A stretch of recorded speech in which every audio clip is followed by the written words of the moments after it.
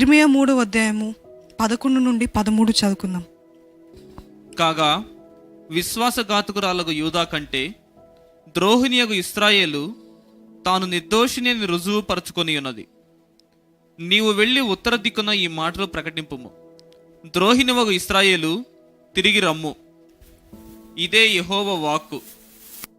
మీ మీద నా కోపం పడనీయను, నేను కృపగల వాడను గనుక నేనెల్లప్పుడూ కోపించువాడను కాను.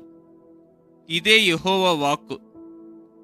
నీ దేవుడైన యెహోవా మీద తిరుగుబాటు చేయుచు నా మాటను అంగీకరింపక ప్రతి పచ్చని చెట్టు క్రింద అన్యులతో కలిసికొనుటకు నీవు ఇటు అటు పోయినా నీ దోషము ఒప్పుకొనుము.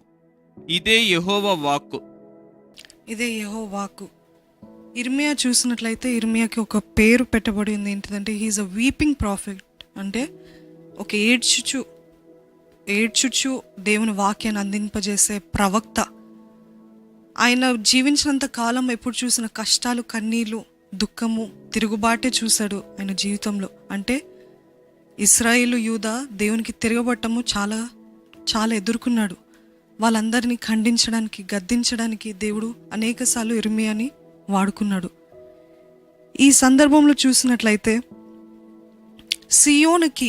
సియోను అని చదవం కదండి. సియోన్కి సాదృశ్యం ఏంటిదంటే దేవునిలో, లేకపోతే దేవుని సన్నిధిలో, లేకపోతే దేవుని చిత్తంలో జీవించటం. అంటే వాళ్ళు తిరిగి సియోన్కి వచ్చేదారు అని చదవం కదా. సియోన్ అంటే తిరిగి దేవుని సన్నిధికి వస్తారు, తిరిగి దేవుని చిత్తాన్ని వెతుకుతారు, తిరిగి దేవుని హస్తంలో ఉంటారు, తిరిగి దేవునికి ఇష్టానుసారంగా జీవిస్తారు అని సాదృశ్యం.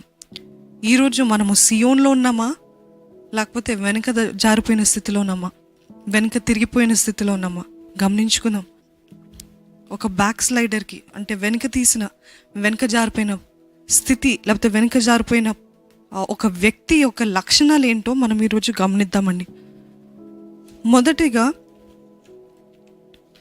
చూసినట్లయితే ఇర్మియా 3వ అధ్యాయము 11వ వచనం చదువుదాం. కాగా విశ్వాసఘాతకురాలకు యూదా కంటే ద్రోహిణియగు ఇశ్రాయేలు తాను నిర్దోషిని రుజువు పరుచుకొని ఉన్నది. ద్రోహురాలైన ఇశ్రాయేలు తాను నిర్దోషి అని రుజువుపరుచుకొని ఉన్నది. ఈ సందర్భంలో ఏంటిదంటే ఇశ్రాయేలు యూదా ముందు యూదా సపరేట్ ప్రదేశం కాదు, సపరేట్ రాజ్యం కాదు. కానీ ఎప్పుడైతే సొలొమోను కుమారుడైన రెహోబోము రాజుగా ఉన్నప్పుడు తిరస్కరించారు ఇశ్రాయేలు దేశస్థులు. యూదా ఒక సపరేట్ రాజ్యం అయింది, అదేవిధంగా ఇశ్రాయేలు ఒక సపరేట్ రాజ్యంగా మారింది. ఈ సందర్భంలో ఏంటిదంటే ఇశ్రాయేలు అనుకుంటుందంట, యూదా కంటే నేను ఘోర పాపిని కాదులే, యూదా కంటే గొప్ప పాపాలు ఏం చేయలేదులే, యూదా కంటే నేను ఉన్నతంగానే ఉన్నాను, యూదా అంత భయంకరమైన పాపస్థితిలో లేనులే. అంటే ఇశ్రాయేల్ ఏమైనా పరిశుద్ధంగా ఉందా అంటే కాదండి. ఇశ్రాయేల్ కూడా పాపస్థితిలో ఉంది. కానీ యూదాతోటి పోల్చుకుంటుంది, యూదాతోటి కంపేర్ చేసుకుంటుంది.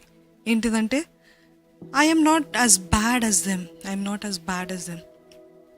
ఈరోజు పాపానికి తేడా మనము చాలామంది చూస్తూ ఉంటాం. నేను అంత పెద్ద పాపాలు చేయట్లేదులే, నేను అంత ఘోరంగా బ్రతకట్లేదులే, నేను అంత భయంకరమైన స్థితిలో ఉండట్లేదులే, నేను చర్చ్కి వెళ్తున్నానులే అని ఇట్లాంటి పోల్చుకుంటూ ఉంటాం.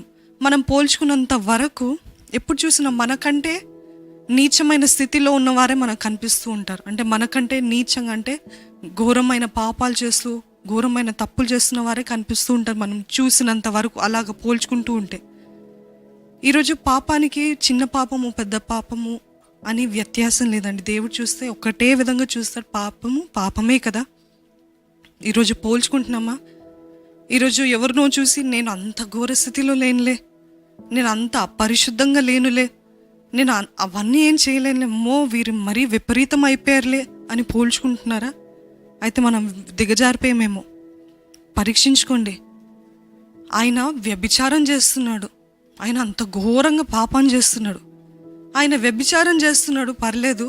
నేనైతే కేవలము నా మటుకు నేనే అశ్లీలమైన దృశ్యాలు చూస్తున్నాను. అంటే చూసారండి పోల్చుకోవటం, ఈ comparison. Both are wrong, both are sin. రెండు పాపాలే. అతనిది బయట కనపడుతుంది, మీది కనపడట్లేదు. కనపడనంత మాత్రాన పాపం కాకుండా పోతుందా?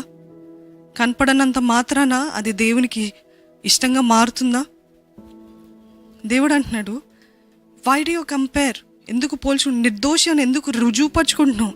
నువ్వు చేసేది అదే, నువ్వు చేసేది కూడా తప్పే, నువ్వు కూడా వెనక జారిపోతున్నావు. జాగ్రత్తగా చూసుకో. తను ఎప్పుడు చూసినా అరుస్తూ ఉంటుందండి, తను ఎప్పుడు చూసినా ఇతరులని తిడుతూ ఉంటుందండి. మరి నువ్వేం చేస్తున్నావు? నీ హృదయంలో పాపాన్ని, కోపాన్ని, అహంకారాన్ని, ద్వేషాన్ని కూర్చిపెట్టుకుంటున్నావు కదా, కూడబెట్టుకుంటున్నావు కదా. దానేమంటావు? అదేమో బయట కనపడుతుంది. ఎవరో అరిసేది, ఎవరో బయట వాళ్ళ కోపాన్ని కనపరిచేది కనబడుతుంది. కానీ మీ హృదయంలో ఉన్నదేంటి? అంతే కదా.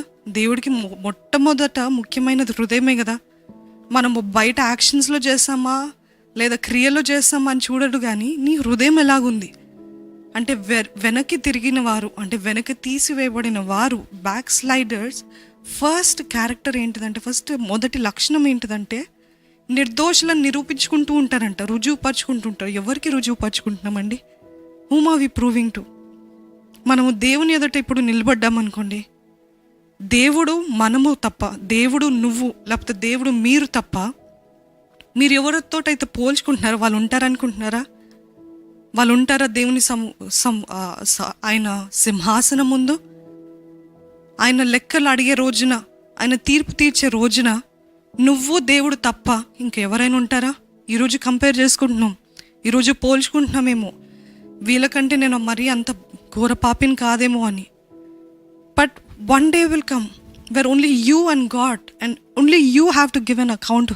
అంటే నువ్వు చేసిన దాన్ని బట్టే నువ్వు లెక్కప్ప చెప్పాలి, కానీ వారు ఏదో చేశారని, వీరేదో చేశారని, వారికంటే నేను మేలని చెప్పుకోవడానికి అక్కడ అవకాశం ఉండదేమో. So better be careful. ఈరోజు బ్యాక్ స్లైడింగ్ అనేది చాలామంది చాలా సంవత్సరాలు లేకపోతే బాగా మొండిబారిపోయిన స్థితిలో వెళ్ళిన తర్వాత అయ్యో ఎంత పాపి, ఎంత దోషి అని అంటాం, కానీ ఒక బ్యాక్ స్లైడర్ అనేది ఓవర్ నైట్గా బ్యాక్ స్లైడర్గా మారడండి. ఓవర్ నైట్ అంటే రాత్రికి రాత్రే లేకపోతే కొన్ని రోజుల్లోనే, కొన్ని నెలల్లోనే అలాగ మారారు. కానీ చిన్న చిన్న కాంప్రమైజెస్, చిన్న చిన్న విషయాల్లో రాజీ పడుతూ ఉంటారు కదా. చిన్న చిన్న విషయాల్లో ఈరోజు ప్రార్థన చేసుకోకపోతే పర్వాలేదులే, దేవుడు క్షమించే దేవుడులే, రేపు చేసుకుందాం, రేపు 200 ప్రార్థన చేసుకుందాం, రేపు 200 వాక్యాన్ని చదువుదాం. ఈరోజు నేను చదవాలనుకున్నది 2 అధ్యాయాలు, రేపు 4 అధ్యాయాలు చదువుతాను అని ఇటువంటి కాంప్రమైజెస్ చేస్తూ ఉంటారు చూడండి, ఇటువంటి రాజీ పడుతూ ఉంటారు చూడండి. దాన్ని బట్టే మనం మెల్లమెల్లగా దిగజారిపోతాం. దిగజారిపోయినదండి సడన్గా జారిపోవడం కాదు, కానీ మెల్లమెల్లగా అంటే మెల్లమెల్లగా చిన్న చిన్న వాటిలో కాంప్రమైజ్ అవుతూ ఉంటాం, రాజీ పడుతూ ఉంటాం.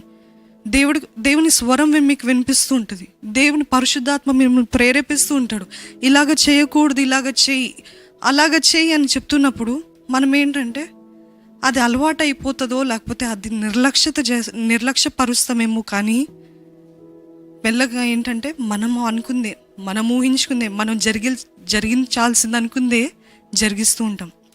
What are you compromising today? ఈరోజు మీరు దేని విషయంలో రాజీ పడుతున్నారండి?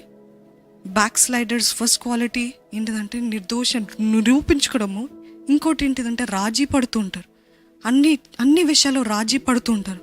అంటే దేవునికి మొదటి స్థానం కాకుండా మొదట మన శరీర ఇచ్చలు, వాంఛలు, లేకపోతే మనకి ఏది తోస్తుందో, మనమేం తలస్తామో అది జరిగించడం.